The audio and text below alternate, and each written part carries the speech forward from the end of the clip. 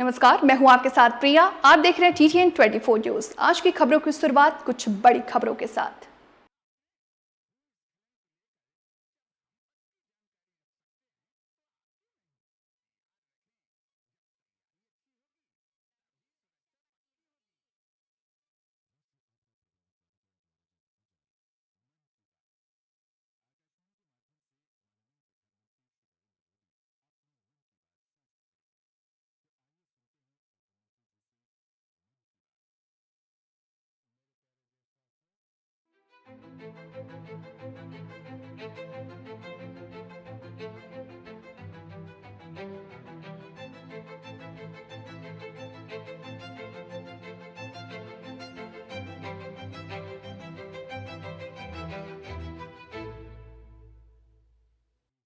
मेरे प्यारे देशवासियों, नमस्कार।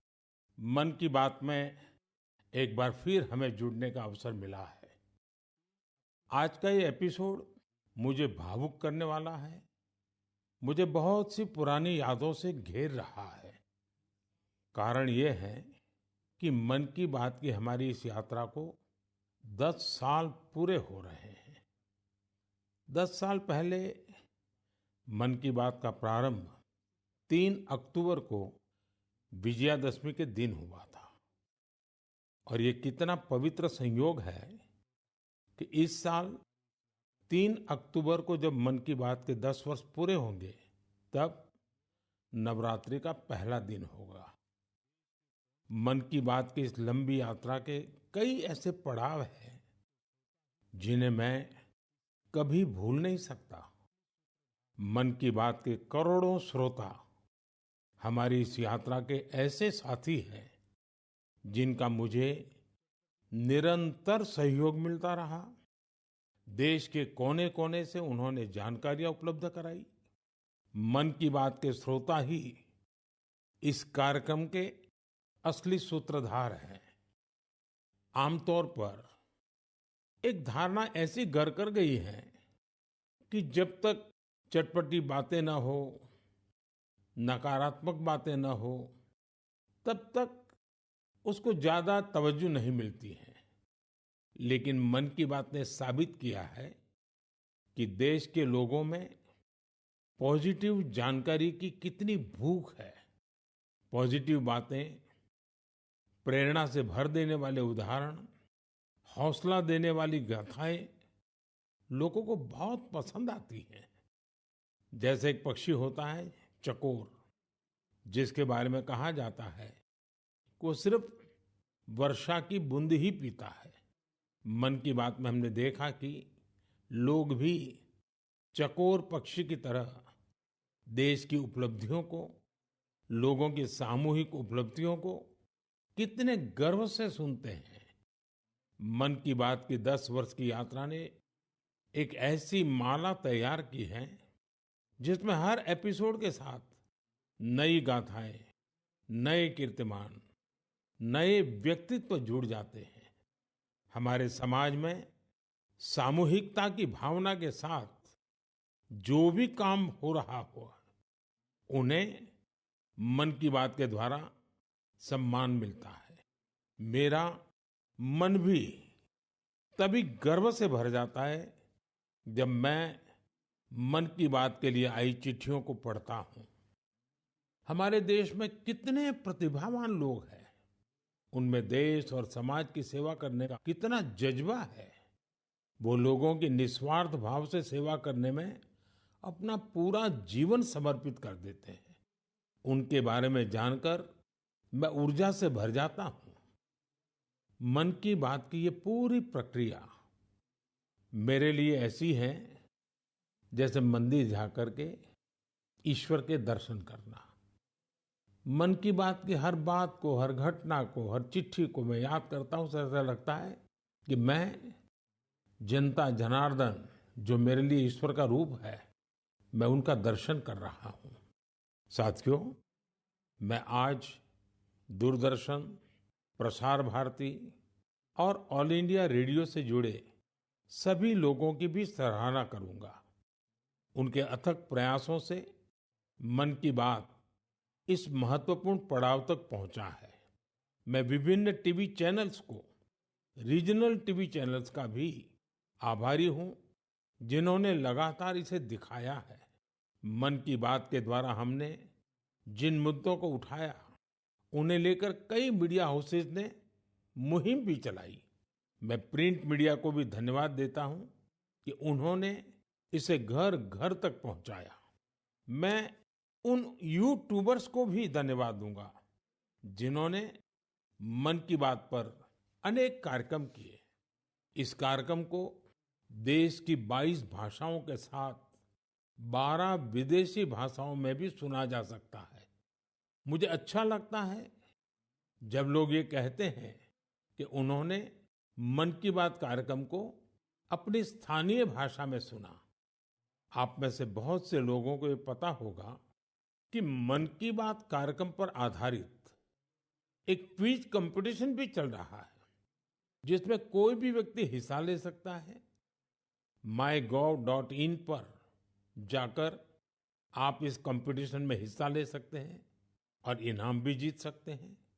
आज इस महत्वपूर्ण पड़ाव पर मैं एक बार फिर आप सबसे आशीर्वाद मांगता हूं। पवित्र मन और पूर्ण समर्पण भाव से मैं इसी तरह भारत के लोगों की महानता के गीत गाता रहूं। देश की सामूहिक शक्ति को हम सब इसी तरह सेलिब्रेट करते रहें, यही मेरी ईश्वर से प्रार्थना है, जनता जनार्दन से प्रार्थना है। मेरे प्यारे देशवासियों, पिछले कुछ सप्ताह से देश के अलग अलग हिस्सों में जबरदस्त बारिश हो रही है।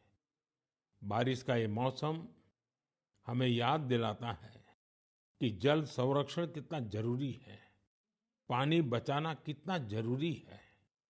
बारिश के दिनों में बचाया गया पानी जल संकट के महीनों में बहुत मदद करता है और यही कैच द रेन जैसे अभियानों की भावना है। मुझे खुशी है कि पानी के संरक्षण को लेकर कई लोग नई पहल कर रहे हैं। ऐसा ही एक प्रयास उत्तर प्रदेश के झांसी में देखने को मिला है। आप जानते ही हैं कि झांसी बुंदेलखंड में है, जिसकी पहचान पानी की किल्लत से जुड़ी हुई है। यहाँ झांसी में कुछ महिलाओं ने गुरारी नदी को नया जीवन दिया है। ये महिलाएं सेल्फ हेल्प ग्रुप से जुड़ी हैं और उन्होंने जल सहेली बनकर इस अभियान का नेतृत्व किया है। इन महिलाओं ने मृतप्राय हो चुकी गुरारी नदी को जिस तरह से बचाया है, उसकी किसी ने कल्पना भी नहीं की होगी। इन जल सहेलियों ने बोरियों में बालू भरकर चेकडैम तैयार किया, बारिश का पानी बर्बाद होने से रोका और नदी को पानी से लबालब कर दिया। इन महिलाओं ने सैकड़ों जलाशयों के निर्माण और उनके रिवाइवल में भी बढ़ चढ़कर हाथ बटाया है। इससे इस क्षेत्र के लोगों की पानी की समस्या तो दूर हुई ही है, उनके चेहरों पर खुशियां भी लौट आई हैं। साथियों, कहीं नारी शक्ति जल शक्ति को बढ़ाती है, तो कहीं जल शक्ति भी नारी शक्ति को मजबूत करती है। मुझे मध्य प्रदेश के 2 बड़े ही प्रेरणादायी प्रयासों की जानकारी मिली है। यहाँ डिंडोरी के रायपुरा गांव में एक बड़े तालाब के निर्माण से भूजल स्तर काफी बढ़ गया है। इसका फायदा इस गांव की महिलाओं को मिला। यहाँ शारदा आजीविका स्वयं सहायता समूह इससे जुड़ी महिलाओं को आसपास कुछ लोग ऐसे होते हैं जो आपदा में धैर्य नहीं खोते, बल्कि उससे सीखते हैं। ऐसी ही एक महिला है सुभाश्री, जिन्होंने अपने प्रयास से दुर्लभ और बहुत उपयोगी जड़ी बूटियों का एक अद्भुत बगीचा तैयार किया है। वो तमिलनाडु के मदुराई की रहने वाली हैं। वैसे तो पेशे से वो एक टीचर है, लेकिन औषधीय वनस्पतियां, मेडिकल हर्ब्स के प्रति उन्हें गहरा लगाव है। उनका ये लगाव 80 के दशक में तब शुरू हुआ जब एक बार उनके पिता को जहरीले सांप ने काट लिया। तब पारंपरिक जड़ी बूटियों ने उनके पिता की सेहत सुधारने में काफी मदद की थी। इस घटना के बाद उन्होंने पारंपरिक औषधियों और जड़ी बूटियों की खोज शुरू की। आज मदुराई के वेरीचियूर गांव में उनका अनोखा हर्बल गार्डन है, जिसमें 500 से ज्यादा दुर्लभ औषधीय पौधे हैं। अपने इस बगीचे को तैयार करने के लिए उन्होंने कड़ी मेहनत की है। एक एक पौधे को खोजने के लिए उन्होंने दूर दूर तक यात्राएं की, जानकारियां जुटाई और कई बार दूसरे लोगों से मदद भी मांगी। कोविड के समय उन्होंने इम्यूनिटी बढ़ाने वाली जड़ी बूटियां लोगों तक पहुंचाई। आज उनके हर्बल गार्डन को देखने के लिए लोग दूर दूर से आते हैं। वो सभी को हर्बल पौधों की जानकारी और उनके उपयोग के बारे में बताती हैं। सुभाश्री हमारी उस पारंपरिक विरासत को आगे बढ़ा रही हैं, जो सैकड़ों वर्षों से हमारी संस्कृति का हिस्सा है। उनका हर्बल गार्डन हमारे अतीत को भविष्य से जोड़ता है। उन्हें हमारी ढेर सारी शुभकामनाएं। साथियों, बदलते हुए इस समय में नेचर ऑफ जॉब्स बदल रही है और नए नए सेक्टर्स का उभार हो रहा है, जैसे gaming, animation, reel making, film making या पोस्टर मेकिंग। अगर इनमें से किसी स्किल में आप अच्छा प्रदर्शन कर सकते हैं, तो आपके टैलेंट को बहुत बड़ा मंच मिल सकता है। अगर आप किसी बैंड से जुड़े हैं या फिर कम्युनिटी रेडियो के लिए काम करते हैं, तो भी आपके लिए बहुत बड़ा अवसर है। आपके टैलेंट और क्रिएटिविटी को बढ़ावा देने के लिए भारत सरकार का सूचना और प्रसारण मंत्रालय ने क्रिएट इन इंडिया इस थीम के तहत 25 चैलेंजेस शुरू किए हैं। ये चैलेंजेस आपको जरूर दिलचस्प लगेंगे।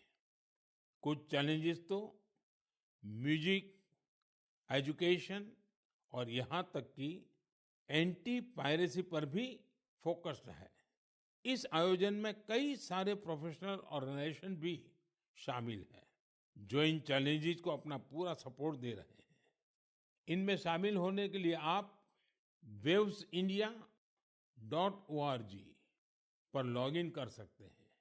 देश भर के क्रिएटर से मेरा विशेष आग्रह है कि वे इसमें जरूर हिस्सा लें और अपनी क्रिएटिविटी को सामने लाएं। मेरे प्यारे देशवासियों, इस महीने एक और महत्वपूर्ण अभियान के 10 साल पूरे हुए हैं।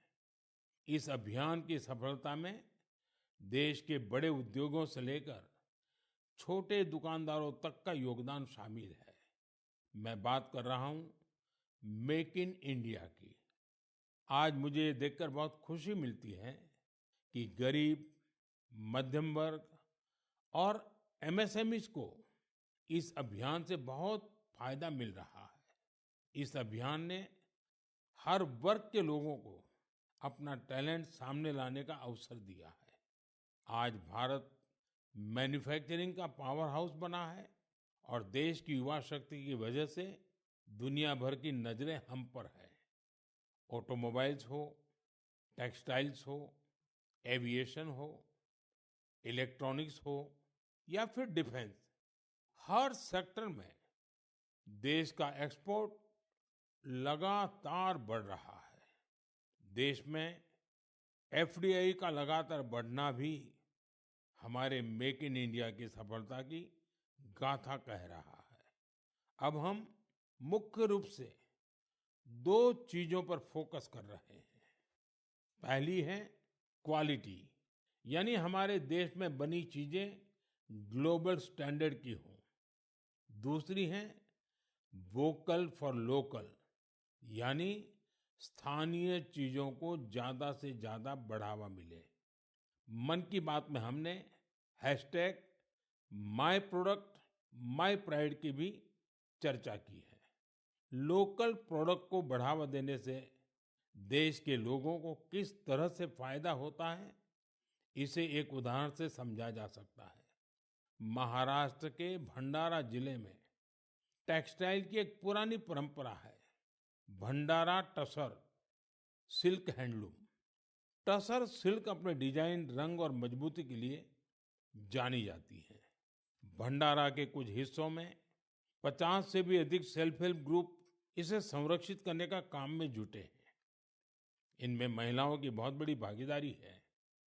यह सिल्क तेजी से लोकप्रिय हो रही है और स्थानीय समुदायों को सशक्त बना रही है। और यही तो मेक इन इंडिया की स्पिरिट है। साथियों, त्योहारों के इस मौसम में आप फिर से अपना पुराना संकल्प भी जरूर दोहराइए। कुछ भी खरीदेंगे, वो मेड इन इंडिया ही होना चाहिए।